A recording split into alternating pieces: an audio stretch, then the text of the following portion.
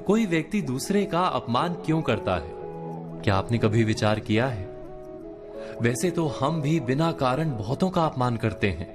हमारा अपना अपमान भी बहुत बार होता है। संसार का सारा व्यवहार एक दूसरे का अपमान करने पर टिका है। जैसे पति अपनी पत्नी का अपमान करता है, पिता अपनी संतानों का अपमान करता है, नौकरी देने वाला अपने नौकर का अपमान करता है, अर्थात जो भी बलवान है वो निर्बल का अपमान करता है। यदि हम शक्तिमान हैं तो अपमान के बदले में लड़ाई करते हैं, और यदि लड़ने की शक्ति नहीं होती तो हम अपमान सह लेते हैं, स्वयं को निर्बल और असहाय मान लेते हैं। हमें छोटे होने का एहसास होता है। ऐसा प्रतीत होता है जैसे हमारी आत्मा कुचली गई हो। किंतु कोई किसी का अपमान क्यों करता है? हम विचार कर रहे थे कि जब अपमान होता है तो मनुष्य को अपनी निर्बलता का एहसास होता है, और निर्बलता का बोध मनुष्य को कुचल देता है। वो अधिक से अधिक निर्बल बन जाता है, अत्याचार सहने की आदत सी पड़ जाती है, आत्मविश्वास का नाश हो जाता है। और जब आत्मविश्वास नहीं होता तो मनुष्य शराब और जुए जैसे व्यसनों में सुख ढूंढता है, मन से रोगी बन जाता है।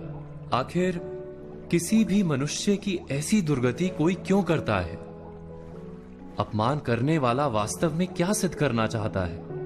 कभी गहराई से विचार किया है? हम विचार कर रहे थे कि कोई भी मनुष्य किसी का अपमान क्यों करता है। वास्तव में हम किसी का अपमान करते हैं उसकी निर्बलता सिद्ध करने के लिए, यह बताने के लिए कि हम अधिक शक्तिमान हैं। अर्थात वास्तव में अपमान करने वाला स्वयं अपने आप को शक्तिमान या बलवान सिद्ध करने का प्रयास कर रहा है। अपमान करने वाला हकीकत में अपनी शक्ति से आश्वस्त नहीं है, उसे अपनी शक्ति पर भरोसा नहीं है। दूसरों को चुनौती देकर वो अपनी शक्ति पर विश्वास प्राप्त करने की कोशिश करता है। क्या ये सच नहीं? हम बात कर रहे थे कि जब हम किसी का अपमान करते हैं तो वास्तव में इतना ही प्रकट करते हैं कि हमें अपने बल पर भरोसा नहीं। हमें ये संसार एक अविरत संघर्ष प्रतीत होता है, कभी ना रुकने वाली एक जंग सी दिखाई देती है। हम अपने निकट आने वाले सभी को प्रतिद्वंदी मानते हैं, फिर वो पति या पत्नी ही क्यों ना हो।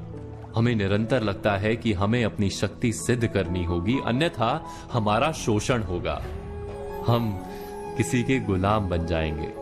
किंतु क्या हमने कभी विचार किया है कि दूसरों को प्रतिद्वंदी अर्थात दुश्मन मानने के बदले कलीग मान लें, हमारी सहायता करने वाले सहयोगी मान लें, अर्थात दूसरे व्यक्ति को प्रेम करें तो उसका अपमान करना आवश्यक ही नहीं होगा।